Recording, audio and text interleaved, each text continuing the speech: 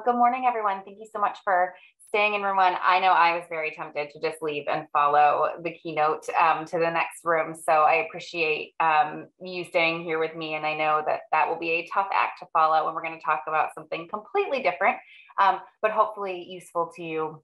My name is Maria MacDougal, and I'm a college access counselor at FAME. For those of you not familiar with FAME, we are a quasi-state agency located in Augusta that serves all of the citizens of Maine with kind of business and education. So I'm on the education side, helping Mainers earn credentials of value to get good paying jobs. And I say credentials of value instead of a college education because there are all sorts of different kinds of credentials out there beyond high school education. I will have my contact info available. You will also have these slides available to you in the Google afterwards. But I wanted to share a little bit about FAME I know some of my Allen Institute folks are familiar, but maybe as educators you are not. Let me just make sure this will click. Okay, so we're going to talk today about children and money. And the focus of my section, you'll notice on the agenda, my fabulous coworker Mila is on tap next. She's focusing kind of on older kids more so sort of high school and beyond. My focus today is going to be about sort of the K-8 world of financial literacy. So if you feel like this is not necessarily applicable to you, I will not be offended if you leave. So we'll talk about sort of the key concepts that are really important in terms of financial literacy for children, some strategies and tips, and also classroom resources and where to find them for you to introduce or teach these concepts. You'll have 2 slides full of website resources available to you, and we'll do some Q&A and discussion throughout. Of course, make use of the chat. I might throw it to Krista here and there just to see if there's any questions as we go. The handsome youth you see in that picture is my 14-year-old bonus son, and I want to start with a story. This is on his first day of 8th grade, and he's a good barometer for like what kids know about money. And as someone who like teaches personal finance in a way, it's always funny to like, I don't want to say quiz him, but sort of we were having a conversation at the dinner table about, you know, gotta finish high school and do something, and you know, life is expensive. And we sort of asked, like, how much do you think it costs to like run this house, to like pay for the house and keep the lights on and feed you and heat you and all these things? And you know, some of the answers were quite hilarious. And then, you know, he sort of says like, well, I've got money in my savings account. It's like $700. And we're like, do you know how long that will last you in the real world as a grown up? Not long. So, you know, I encourage you, of course, if you have children of your own, to sort of explore kind of their knowledge base. We have a lot of these conversations at the dinner table, probably by habit of me doing what I do. But it's always interesting to sort of measure what they know. And I know he's learning some of this in school, but I know that there's also not a lot of that going on. You kind of have to weave it into other things. There are Maine learning standards for personal finance, and some places do it more effectively than others, largely because of resources. So I'm hoping that today you'll have some resources in your resource backpack to help facilitate or introduce these concepts. Children learn from not just you as educators. Of course, they get stuff from their peers. My friend said this, I heard this. This is especially true in sort of middle school and beyond, when they all think they're experts in things. They learn from, of course, TV, definitely social media, the internet, their music, school, of course, trial and error. So they learn from their mistakes. And they learn from their parents or family, even if parents and family aren't actively teaching them. They're sort of, the kids are absorbing that by osmosis by watching the financial behaviors of their family. So they have a lot of messages coming through, some more accurate than others, some a result of circumstance. So they're getting a lot. And so we want to make sure that the things that they are getting are practical, useful, and accurate. So I'm hoping that's what you'll leave with today. Here's just some factoids for you in terms of what you might be up against with parents. So there's a lot of data like, well, these are things they should learn at home. And ideally, yes, but we all know a lot of adults, I in my 20s did not know what to do with money, are not great at their own personal finance. So maybe we don't want them to necessarily teach their kids, right? But 3 out of 10 parents would rather talk to their children about the birds and the bees than money. And I see this a lot of what we do at FAME, particularly this year, because we're officially in FAFSA season, is help with the free application for federal student aid And I talked to a number of families who the parents only want to do it because they don't want the kids to know how much they make, and they're very protective about the finances. And I sort of go, because A, it's the student's process, and B, I don't think that transparency is bad. And I think it opens up the door for a lot of conversations. But I see it quite frequently that there's this like, we don't talk about money. We're not allowed to talk about money. It's uncomfortable. And 2 out of 5 would rather discuss like drugs and alcohol than personal finance and home. So that leaves a lot of the heavy lifting of this to teachers and educators.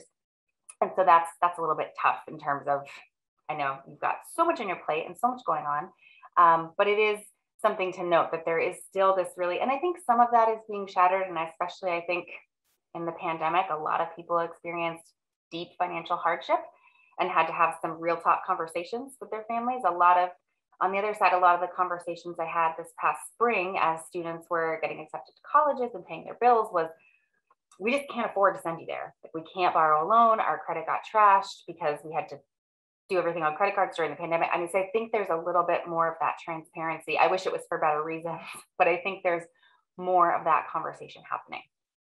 Still, a lot of the heavy lifting is going to come from things that they might be getting in classes at school. So some of the broad key concepts, I think for everyone, but that you can also start with people as young as kindergarten, is to pay yourself first. So the concept of like giving yourself a paycheck, paying your future self, which I think can be a little bit tricky for some people to grasp, some adults even, but it's an important concept. And then it's never too late to start, but you want to start saving early and build those habits early. The importance of goal setting and spending smart, right? Those are things I think, basic key steps that can kind of flow through everything that are really important. I want to start with goal setting. So these are kind of things that the broad goal setting concepts that I think can really help set a foundation, even, and not just financial goals, but goal setting in general, and why it's important to be sort of aspirational. Goals, if you set a goal, it kind of creates an action step. So here's your goal. How are you going to get there? And it's a good introduction to planning. So, okay, you want to do this. What do you need to do to get to these next steps? Which I know is like for kindergartners, not something they're going to conceptualize. But as the kids are going to, you can ask them like, what do you want to be when you grow up? Or where do you want to go on vacation this summer? Or those kinds of things. You can illustrate that goals are short, medium, and long. So of course, we want to encourage them to dream big, right? Like, what's your ultimate lifetime goal? What do you, college, career, all of that. But they can also have small goals that seem maybe even insignificant to us, but are valuable to them. So encouraging them to think, and if short, medium, and long is a weird concept, maybe it's small, medium, and large. If they're young enough, they can understand the size concept, right? And then the goals are aspirational. So just thinking about, this is how to introduce the concept of goal. You're like, how do you even say, okay, so it's something that maybe you don't have or don't feel like you are right now, but that you want, or that you want to be. So we have I'm going to talk about it a little later. For those that don't know, a game that Fame developed called Claim Your Future, which is a aspirational budgeting and career exploration game that we have. And whenever I lead this in classrooms, I always start by asking, what do you want to be when you grow up? And partly because I'm always very curious of the answers, especially in my middle school groups, I get YouTube star, which, like, I have to explain wasn't even a thing when I was their age. And then professional athlete. One time I had a little girl, I was like 4th grade, which is about as young as we might do that game, and I kind of abbreviated it, but she said princess. And I said, great, you can like rule a country. We love that. And she said, no, I'm just going to marry a prince. And I was like, we have more work to do. But I think it's really important to think about their aspirations and to encourage them, even young, to start thinking about how to set up goals and how to create steps to reach those. And I have some other resources related to this later on. Some strategies, and this is kind of, again, adaptable to all age groups, but ask students what they would buy if they had money, because, especially at the younger grades, like they're, kindergartners aren't necessarily in the commerce world yet, but you can say, like, what would you, if you could buy your favorite Christmas present, or what do you want to buy? And then talk about the realistic cost of those items. So ask them, okay, well, how much do you think it costs? And then that can be a great stepping stone into like, okay, so let's make a goal that in your piggy bank, you'll save that much money, right? Those kinds of breaking it down into little digestible chunks. Of course, have them discuss what they want to be when they grow up, which is a great way to introduce a college going identity. And when, again, a little asterisk, when I mention college, I mean education after high school. So some kind of certification, trade, any of that. But, you know, what do you want to be? Okay, so what's your educational goal and how do we get there? And what might be required for you to, and this is middle school, I think is a great way to dip a toe into this. So in your 6th, 7th, and 8th grades, to really say, okay, so now's the time to start thinking about that is a long-term goal, and doing well in school now to help you get good habits to reach that goal, saving for college, what it's going to cost. Encourage them to dream big. I think, you know, whenever I get the answer of YouTube star or athlete, I've always go, but I try not to discourage it, right? So I say, that's a great goal. And I wish we all could do that. And some of them make really big bucks. But I also sort of introduce the reality check of like, it's kind of hard to make it big. And it's a really like busy market for on the internet. And then athletes, it's like almost 1 in a million. But I say like, if that's your goal, that's great. But let's come up with some other goals, some backup plans. So you can be encouraging and realistic at the same time. And then create classroom goals. So this is a great way to sort of say, like, do we have a classroom goal for a pizza party, or that everyone's going to do a particular thing at the end of the year? And that's a great way that if they're not able to sort of conceptualize those goals at home, that they have a place that they can do that. And doing it collectively, I think, helps as well. Some goal setting classroom resources for you all. I promised I would come with actual tools. I don't know, and you can put in the chat if you know this. This is going to sound a little bit like a broken record, but there's this absolutely great nonprofit organization called Next Gen Personal Finance, and they have a treasure trove of information. Like anytime anyone comes to me and says, I need a lesson on this, I'm like, NGPF. And they also have a Facebook group, if you don't know, it's called Finlit Fanatics, that you can find on Facebook. And there's like, if you need a resource, the other day I saw someone that needed a classroom resource for like 2nd grade on something, and like 10 people were like this, and this. So it's a really great community, but they have a whole section on goals, particularly related to saving. I encourage you to sign up. It's totally free for educators. There's fantastic, I mean, at Fame, when we do a lot of our presentations, we pull a lot from Next Gen. We absolutely love it as a resource. The other place, and I'm sure you all are familiar with the wonderful tool that Pinterest is as classroom educators, but there's a lot out there in terms of goal setting, personal finance stuff, classroom worksheets, bulletin board decorations, all related to this. So people laugh because I'll talk about, when I talk about scholarships, I'm like, there's a lot of them out on Pinterest. And they're like, Pinterest? And I'm like, it's a community that people share resources. So there's a lot out there for that. But anything, I think just having them write down, a time, like a short, a medium, and a long goal, or a big, small, and a little goal, and have them sort of keep track of, how they might do that and what their steps are, how close did they get. I think it's really going to be powerful for illustrating those concepts. Questions? I just want to check on the chat real quick. Yeah, the Pinterest for scholarships is really interesting, and they have you can search, like I found like scholarships in July, scholarships, like someone has curated lists of like scholarships with particular due dates all throughout the summer. I don't know who the geniuses that did it, but it's pretty neat that there's some stuff out there. And it's just another way that I think, for as difficult and complicated as social media, especially in the classroom, can be, and I understand that, there's a lot of value in the communities that are there. Like I said, that Next Gen Personal Finance Facebook group, Pinterest. I have students who've found scholarships on Twitter just by following like breadcrumbs of hashtags. I mean, there's a lot of benefit there as well. Savings concept. So of course at Fame, we're big on savings, especially when you think about the cost of college. And we're always trying to encourage families to save as much as possible to offset any debt in particular. So there's a lot of saving concepts that are really important, and that can be taught fairly young. Just sort of the types of things to save for. So in the Claim Your Future game, the first sort of category is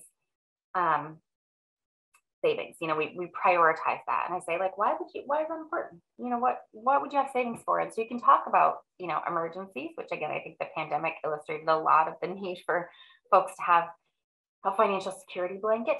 You can save for things you want. So relate it back to the goals, right? So bring it back to, like, how do you save for your goals? College, right? Retirement, obviously, you're maybe not talking about that when they're in kindergarten, but as they're getting older. Some savings is better than no savings and starting small, right? So ask them if they've got a piggy bank. You know, I've got like a change jar. I mean, just encourage them to say, like, hey, you know, put some allowance in there or save some of your birthday money. And then really talking about the paying yourself first concept and introducing the concept of paying your future self, right? So that, especially where like emergencies, you know, like create a scenario, certainly not anything doomsday, but if there's a problem and suddenly you don't have money and you got a bill to pay, that's going to be really hard if you don't have that cushion. So you want to give yourself a little bit of freedom, having some money available to cover that, to reduce your anxiety, right? And so introducing those concepts of, like, yes, it is important to have your own money. And I think the empowerment that comes with that as well. Like, I save this, it's mine, I feel comfortable, I think is absolutely something that can be introduced very young. As far as strategies, you can create a classroom saving system. So I've seen some classrooms with like really cool little mini economies where they have, like, I know in my 4th grade class, my teacher was really good. His name was Mr. Shea, and we had Shea bucks, and he had these little fake Monopoly monies and his face was in the middle. And so you would earn them for, like, you know, doing good on an assignment, or being nice to another student, or, you know, just these little classroom economies, or like if you passed out the papers that day, that was worth 2 Shea bucks. There's a really great sort of financial lesson in that, but also I think it's, I don't want to say bribery, but it's a good way to encourage positive behaviors in the classroom, is how I will say that, positive reinforcement. So I think if you have the capacity and the ability to do that, I think there's a lot of value, and kids watching other kids do that. And it's really interesting also to see the kids that, you know, they're savers, and the kids, you know, that want to like spend all their bucks at the store really fast, right? I think there's a lot to be learned from watching how they interact with the money and with each other. Maybe you do an activity where they're decorating savings jars that they can take home, or they're getting little piggy banks. Again, asking them what goals they want or need to save for. So take a look at the classroom goals, or their individual goals, and say, hey, like, how much do you think you need to save, or how might you go about doing that? And then, of course, introducing aspirations tied to saving. So college, again, do they need some kind of education after high school for the job they might want to do? Okay, let's talk about setting some of those savings aside for college. Do they want to own a home someday? Do they want to travel when they get older? Those kinds of big aspirational things, I think, are really important. Again, the big dreams and how they might need to save in that. And then there's the Invest in Me Reads program talks about this. 2nd and 3rd grade classrooms will have materials. If you don't have them already, I have more info on that coming up. But it really talks about these kind of savings goals at these young grades. So I'll get to more on that later. Lots of classroom resources here. Again, the Next Gen Personal Finance has a lot on savings. The Invest in Me program, which is sort of things, for those of you that are not familiar, we administer Maine's 529 education savings. We have a big initiative called Invest in Me, which is, you know, a play on me and Maine, of course. And there's lots of really great activities on our website related to this initiative. The Invest in Me kindergarten, and it says kindergarten, but it's really like early grades. We did a big initiative, try to get kindergarten classrooms to really have some deep saving conversations and to encourage parents to enroll in the 529s. So we have these great activity coloring sheets that you can get from our website. So the little screen grab I have there, and this is just, I could have filled this whole page with all the things that you could get here. But they would color these, cut them out, and attach them to jars or piggy banks. So here's the ones they're going to save. This is the ones they're going to share. Like, I want to donate to charity. I want to give to kids in need. I want to support this thing. And then money that they're going to spend, right? The Invest in Me Reads classroom program, there's a book and some materials. So all 2nd grade materials went out on 9/22. So those of you that are 2nd grade educators should have those materials. The third grade materials went out this past Wednesday. If you are a teacher that did not receive them, you can shoot me an email and I can forward you to the right people. But the idea is that it's a little discussion on those savings. And it's this great book, an amazing author. Theme and our financial education team worked really hard to sort of have a way to introduce these concepts. And the idea is that there'll be things sort of each year of their education to kind of facilitate that concept, so that by the time they're getting to high school and hearing from us talking about paying for college, they've already had some foundational work done. And the idea is that also they'll bring those home for their families, and it becomes a family conversation to open that door. I'm going to pause real quick for questions. Big checkbooks. I love that. A farm stand. Cool. Yeah, and I mentioned Marcia and Marcella, or anyone here who has resources to share. If you email them to cthorpe at Island Institute, I'll add them alongside Maria's materials. Everyone will have access to this slideshow and links, but there is a question from Anne. Is the idea of earning interest from savings too much for younger age groups? And are jars better for visualization? I welcome Anne to come off mute if you'd like to follow up yourself too. I think that's a good question. I mean, it really depends on the individual student. I think the age group, I think the concept of compound interest is honestly something that even my middle schoolers are like, I don't get it. I can make money on my money. And how does that work? And actually NextGen has an arcade. And so I love that there's a gamification session. I'm going to try to sneak to that one later, because they have this game. It's called, is it Exploding Kids? It's something, it's cats. And you like click the button, you see like the cats add up, and it illustrates compound interest.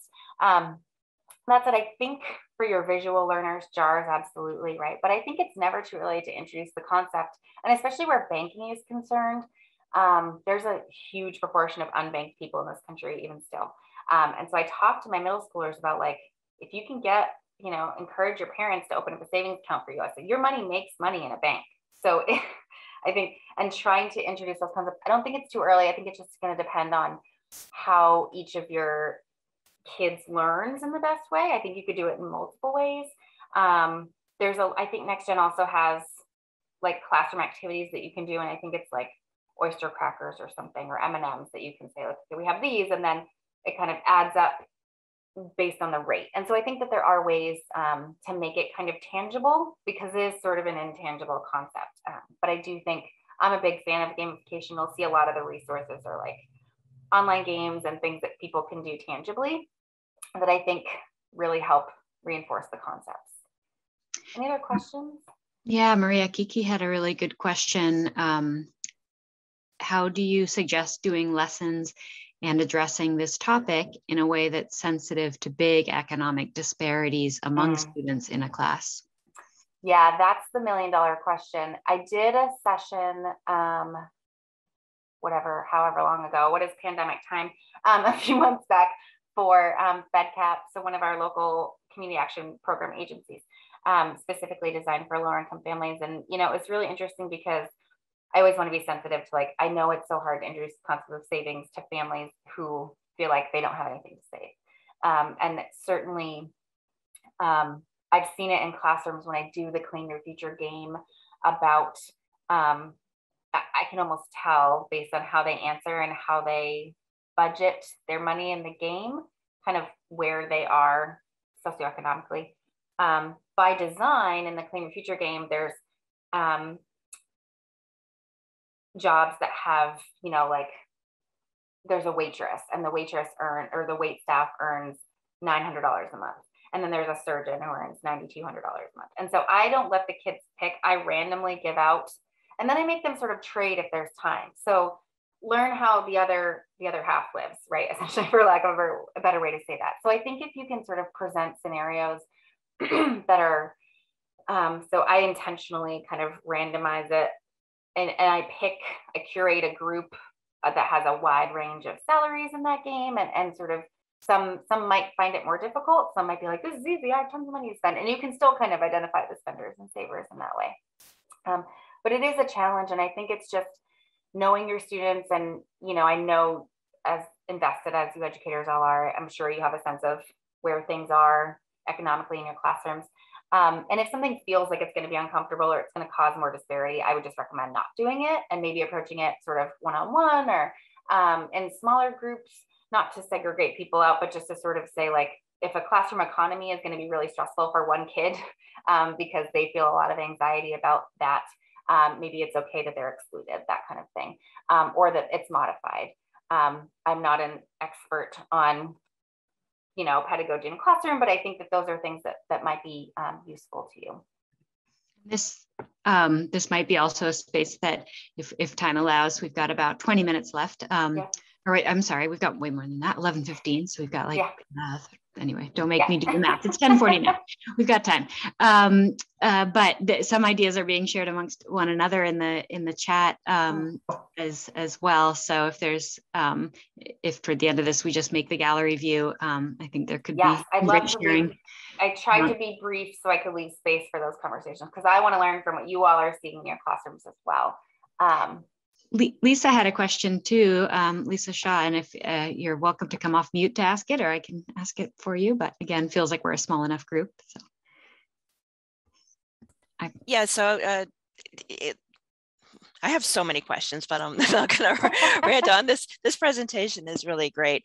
It's a tough time because currency is changing. Mm-hmm. It's like, I think there's more kids out there that are probably getting free merchandise, from being on social media than they're getting allowance from their parents who are kind of scraping by paycheck to paycheck. Like, poverty is really expensive. And I don't know that we talk about that enough because, I've been homeless. I've, had my car repossessed before, and as a society, we're still not in the place where we reward the work that's crawled out of it. We still punish for those mistakes.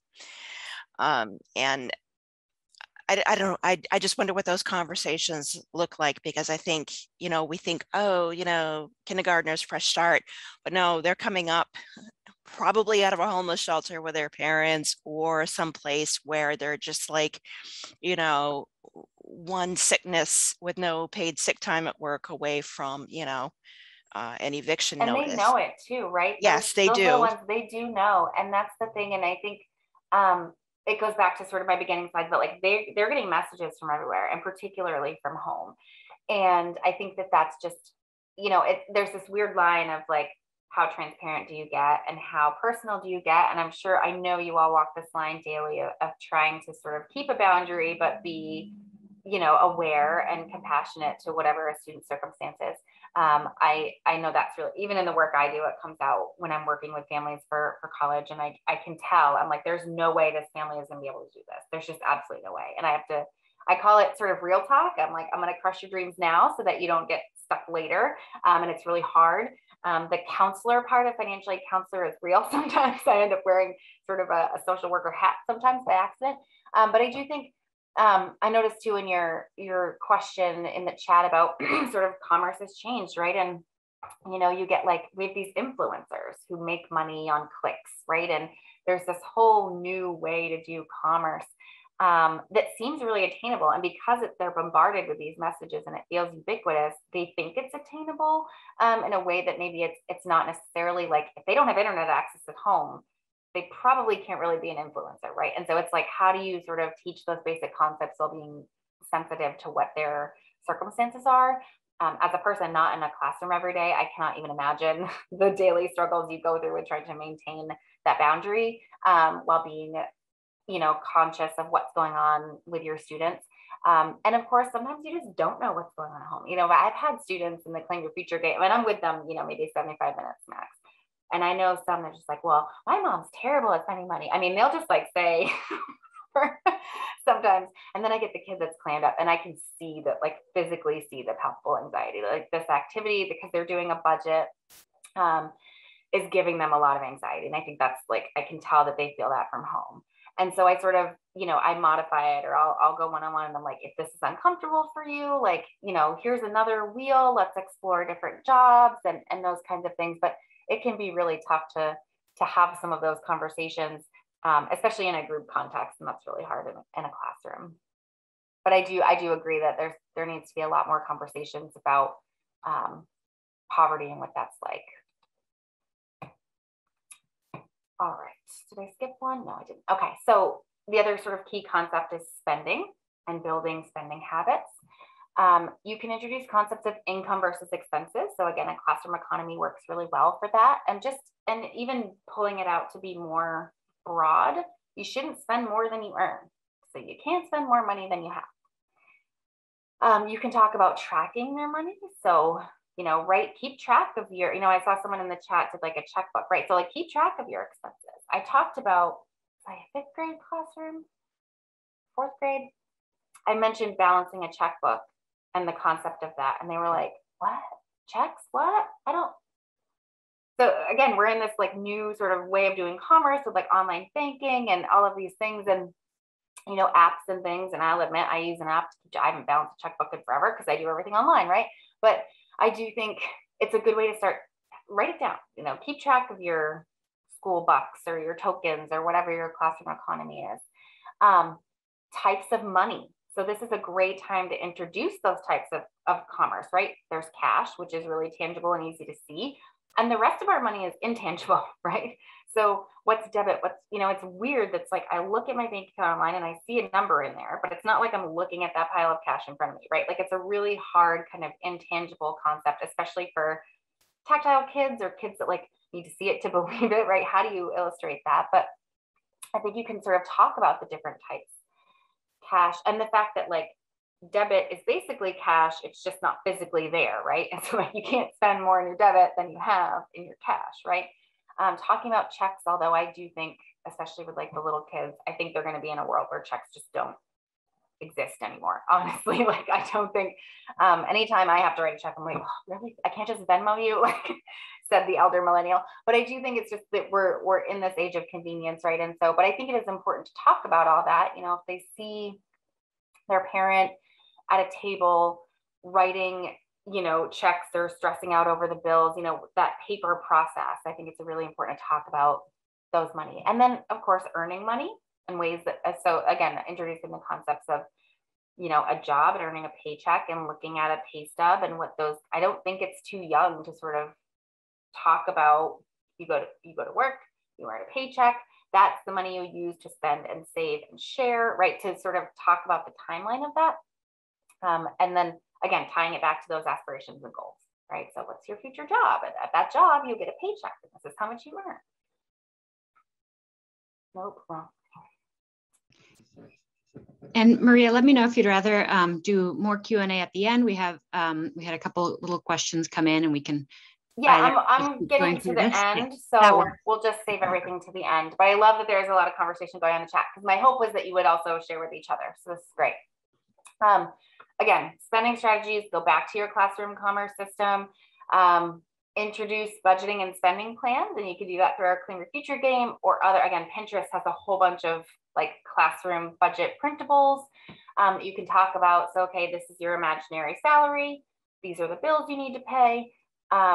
Exploring future careers and how much they can earn. So things like Career One Stop and like, so what do you want to be when you grow up? Okay, let's look that up online and see what that, and if you tell, even like $20,000 a year sounds like a lot to a kindergartner, right? But just sort of talking about, what it is to have a salary and how money works and that, your parents, maybe if they go to work, they earn a paycheck or other ways to earn income, and being sensitive to the fact that not everybody works, right? And that's okay, that there are other ways that people can help their families.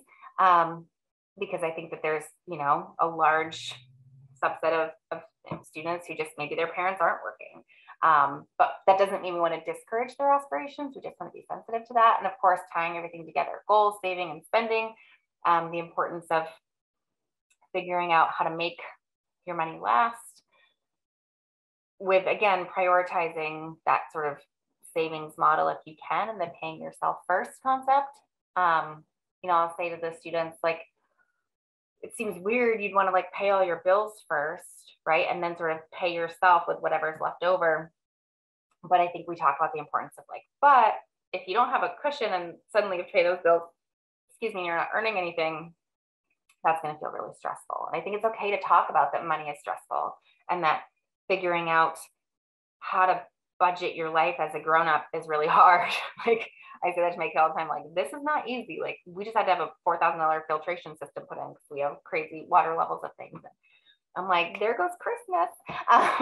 Merry Christmas, you get clean water. But I think it's just important to be a little bit transparent about the fact that this is hard and that it's harder for some families than others. And that's okay. That doesn't mean anybody did anything wrong. It's just, that's how it is. And that there may be ways to be aspirational at that. So in the interest of Lisa sharing, I grew up very low income. I used to run to the corner store with paper food stamps back before it was a card. And in my head, I guess I just sort of, I knew I was different from other kids, but I didn't feel in the moment the oppression of poverty all the time. It was just like, this is how we live. Like we get our school clothes from Goodwill and other people go to the mall and whatever, I have clothes on. But it did make me want to realize that like, I didn't want to have to live that life forever as I got older. And I didn't want that for my children. So in my head, I could make it aspirational, and my parents told me I could do anything I wanted, and that was helpful too. But I think just being sensitive to the fact that families look different, people have different amounts of money, and also making, I think, the case for just because you have money doesn't mean that you're wealthy or rich or that you know what to do with it, right? So you hear all the stories about like lottery winners who blow all their money and end up worse off than before, right? Because they have no sense of like personal finance. And I'll say to even my high school students, I'm like, you can have a great job making 6 figures right out of college, but if you don't know how to manage your money, you're not going to feel any better off. And so I think that's a really sort of important thing to illustrate. Just because you have money doesn't mean you're going to feel wealthy. So lots of resources for spending. Again, I'm a big gamification fan. So Life, Monopoly, any of those board games, you know, Payday that has currency exchange can be really helpful. Fame has these cool coloring activity books. They actually have more than the 2 I listed there, but that are really designed for younger kids as well, that are sort of, so the what do you like to do is kind of goal focus and figuring out aspirations. There's a money focus one where there's like coloring and activities and word searches and stuff in there that you can get for free. I had big stacks of them I was going to bring for this in person to let you guys have them with our little crayons, but you can get them from Fame. Career One Stop is a really great, and this I think would track for maybe 6th through 8th and beyond. But if you've got a session on career aspirations, you can go to Career One Stop and you can look up salaries and you can drill down by zip code. So like, you know, if you want to focus on like the mainland or whatever, you know, in Camden or Rockland, you know, how much does this particular field earn? And you can see what a day in the life is like in that, what education is required, and talk about, you know, education level. So, okay, if we start at the baseline, we got one more level of education up, how might the earnings go up, right? To build those aspirations in. And then of course, Claim Your Future, which I saw Krista put a link in for, so thank you. We do have an online version. And it keeps track of, you'll see a little snapshot of it there. They get a career, talks about their monthly salary, and they have to pay themselves first. They have to pick housing and food and transportation and communications and their fun stuff. And there's curriculum built in throughout. There's little videos. They're me again, sorry, that sort of explain some of the concepts. And then there's the classroom version, which if anyone is interested in a classroom kit, I can certainly take your email address as well. And it's free for teachers in Maine to get a classroom kit. There's an educator resource guide. We have a whole website full of resources and videos about Claim Your Future. And I love it because it builds in everything. So it's aspirations, it's budgeting, it's college planning. On the back of the wheels, it talks about debt versus like ways to save. So college savings, retirement. So I'm a big, like, make it fun, especially a concept like money and personal finance, which can feel really sticky and icky. And I know I saw in the chat that you guys have a lot of other stuff going on. Kids can learn these concepts at a very young age. So I think pre-pandemic, maybe it was, I can't remember if it was 2018 or 2019, but I came to Islesboro for the day and I visited like every grade, and it was really fun. And so with the kindergartners, we sat on the little carpets and we talked about what they wanted to be when they grew up, and we did Cash and Max coloring. And it's really interesting, you know, to Lisa's point too, like what they know about their own circumstances and what they've already learned about finance. And I think part of that is just they're growing up in this age where they are constantly bombarded by information on TV and devices. You know, all the kindergartners have like iPads. They've got technology at their fingertips. maybe if it was a little bit more tangible for me and I was growing up, I might have felt differently about my circumstances, but they can learn these concepts and you can break them into little digestible chunks. The idea being that hopefully that will continue throughout. So if you start young, that each grade will kind of reinforce and build out those concepts as they go. Make it fun. I think, again, taking some of that taboo and stress out of it, which is why I think some of the gamification, so like a game like Life or things like that, can feel maybe more equalizing, especially in a classroom where there are lots of income disparities, because then it's just about a game, but you can incorporate learning into that.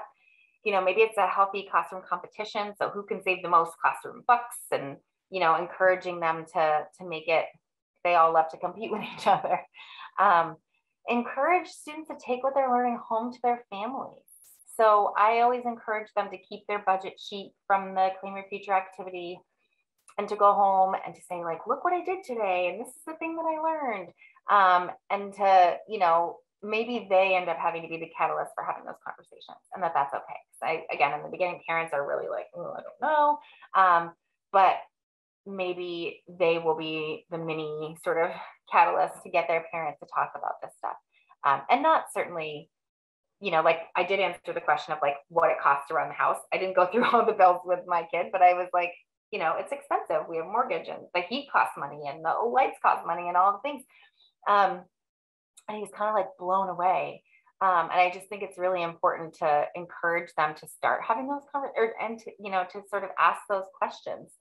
And I know that that's easier with some children than others, given their circumstances, and I'm certainly sensitive to that. And again, gamify whenever possible. So just if you can find a way to teach the concept in a fun, engaging way, I tend to believe it's going to stick more in their head than not.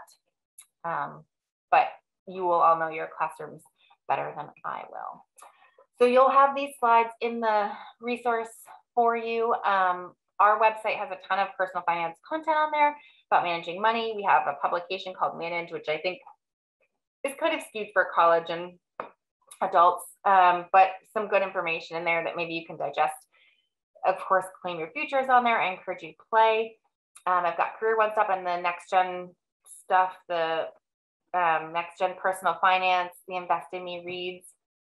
The Consumer Financial Protection Bureau actually has really, really cool educational materials.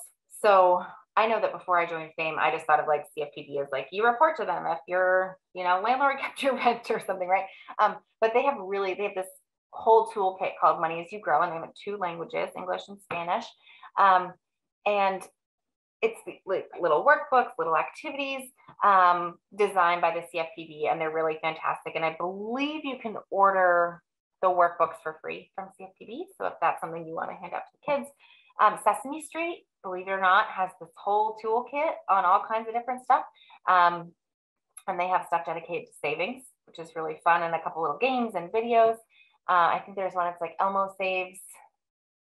I can't remember what the other one is, but just, again, tons of resources available. The Federal Reserve, which again, is federal, it's the government, right? But they have a lot of educational resources for both students, families, and educators.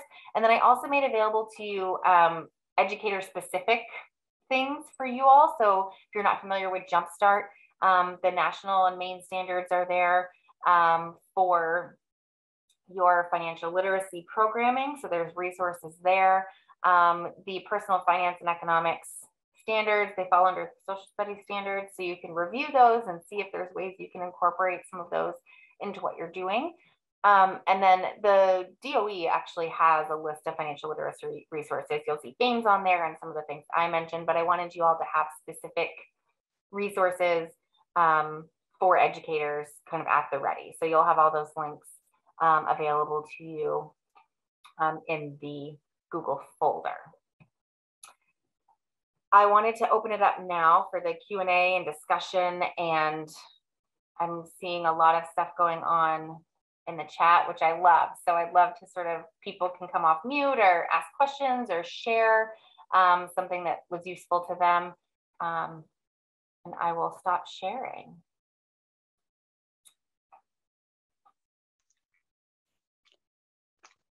Yeah, I think one of the questions that came in was an interesting one from Islesboro, from Anne, about whether you know of any investment gaming for students.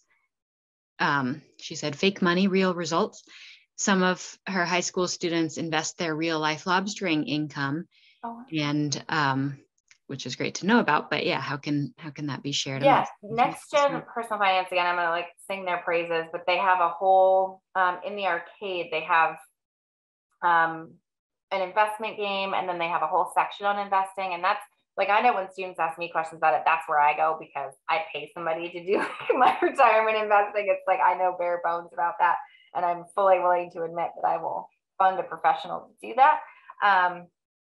I'm just making a note once somebody messaged me about a Claim Your Future kit, so I want to make sure I don't forget that. But yes, there are resources available. I think some of the investing stuff gets a little bit complicated in the younger grades. I think it's really hard for like the, especially your kindergarten through like 5th, 6th grade. It feels a little too intangible, but I think as they're approaching middle school, there are some resources that you can share with them, and some games and things that are available. The before times, anything pre-pandemic, that's fine. Picture book, awesome. You guys are sharing resources with each other. This is what I hoped would happen. And yeah, in addition to Maria's slides in the Google folder, we'll just have a Google Doc, which is links shared in the chat, resources shared in the chat during the session, so that if you feel like you might have missed any of these, we'll have those. And then you all have my email address, but if you have just something that you really think has been a lifesaver for you with your students and you'd like to pass along to others, just email to me. Yeah, and I'm putting my email in the chat as well if folks want to reach out about kits or resources. Please remind us, Maria, the Claim Your Future game kit, the physical kit, is free. Yes, for Maine teachers. Yep. So you can order that, you reach out, and I can make sure that we get those sent out to you. BAME also does come and lead them. We are unfortunately not doing a ton of in-person things still at this point, which breaks my heart because it's my favorite thing to do. But I think depending on masking policies and things, we might be able to still offer some in person. So, myself or one of my other colleagues comes and leads the activity, but there is in the kit and on the Claim Your Future website, our educator resource guide that will walk you through exactly how we teach it, how we learn it. There is sort of a video that I recorded that's me kind of leading it to your classroom as though I were there, but I'm not there. So we have resources to help you do that. I have had some teachers where I've gone and done it a couple times, and then they sort of take it and run. And it really works well for most age groups. I'd say 4th grade and beyond. The 4th graders, it's a little bit challenging if you do the classroom one, because the math, even though it's just subtraction, so you have to sort of know your classroom. And I accidentally led it for a special ed class. And I say accidentally because I didn't know when I was coming in that I was in a classroom, which was fine. And they happened to have been doing a lesson on helpers in the community. So firefighters and police officers and doctors. So I pulled out those, and we didn't really do the activity, but we talked about sort of that they make money and how they help people. And, it is pretty adaptable to whatever classroom group you have. The math, pieces of it obviously come easier to some children than others. So when I'm leading it, I sort of make sure everyone's kind of on the same page, or that I have, I prefer a teacher in the room, or like an ed tech that can help sort of walk around and make sure there aren't kids that are totally lost in the math. We usually bring calculators and walk them through the budgeting activity. But there's, the Next Gen site, and they also have videos and podcasts and great tools in there. And they have these literal classroom lessons. So if you need an 8-week lesson on personal finance, you can get it for free in the Next Gen Personal Finance Google Classroom. And then it's all modifiable and customizable. So if you haven't explored those resources, I highly recommend it. A lot of really smart people have done a lot of work for you, which I know takes the burden off some of you to sort of create this from scratch or not.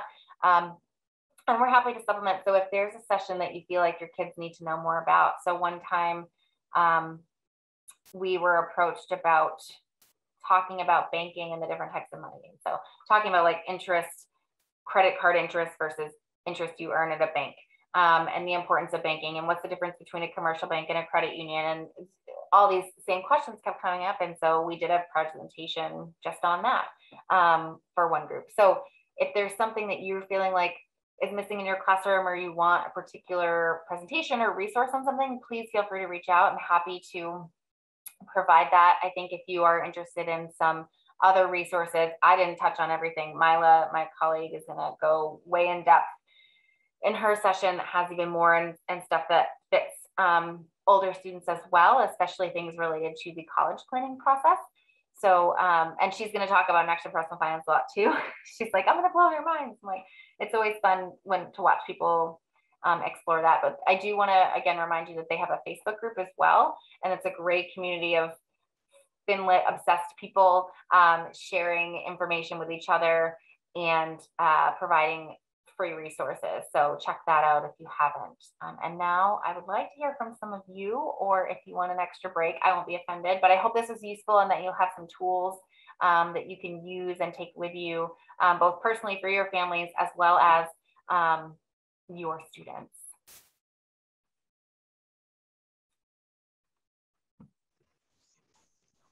Cool. And just returning to Anna Islesborough, I think Maria was referencing the next gen personal finance games, online games. I got to play some of those at a conference once, and they were really impressive. They're really well done. They're really well done. Yeah, so that's just all through that community. But. And the gentleman that started, his name is Tim Ranzetta, and he's fantastic. And there was this, he noticed a gap in sort of a repository of information specific to this that was free and well curated.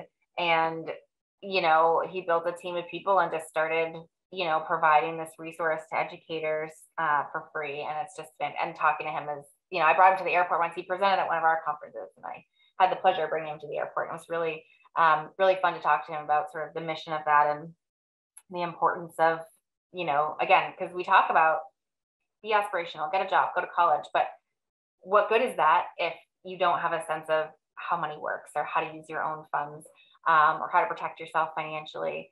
And there's a lot of really interesting psychology stuff around money that Mila's going to talk about too, in terms of knowing yourself and how you spend and what your habits are, like I said. And I'm sure you can see too, the kids in your class, especially if you end up with a classroom economy situation, the ones that hoard all their money and want to save it, and the ones that feel like they want to spend it as soon as they get it. And you can talk about those conversations. Okay, so why are you holding on to this? Is it because of goals, or do you feel like it's going to go away? And I think there's a lot of ways to have those conversations, and maybe them talking about it in the context of their classroom economy will feel safer than talking about their personal circumstances at home, even though you're probably seeing that mirrored in their behavior in the classroom economy.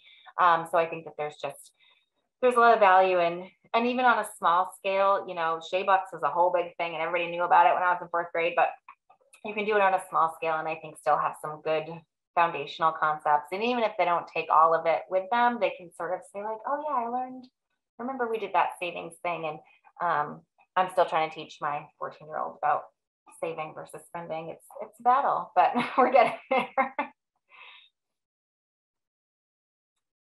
Oh, interesting.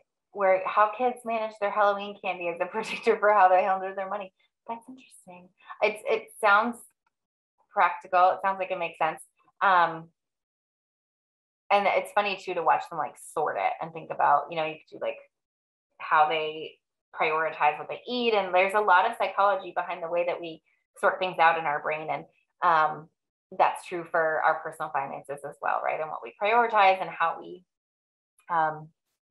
spend versus save. And Mila will talk about iGrad, and they have this personal assessment, and I took it. And if you answer it honestly, it like hits you on the head. And I'm like, yep, I'm cautious here, I'm impulsive here. And I think that there's a lot of value in understanding how they approach money and understanding where the messages are coming from, and that they're getting conflicting messages a lot of the time. So maybe they're living at home in a situation that is really impoverished, and then they're seeing on social media kids like them making millions of dollars and wearing fancy sneakers and all of that, and the disparity that must bring to them is really challenging. And so how do you sort of navigate helping them bridge those together and think about their own success. I know that's really challenging. And thank you for all the work I know that you're doing, and just for being here and wanting to learn about how to teach these concepts. I think the more that we help students learn about personal finance, the better it's going to be for them in the long run. They're the next generation, so we want to make sure that they can take care of the economy as well. So thank you all for your hard work, and please feel free to reach out with any questions, concerns, requests for resources, anything like that. So thank you all.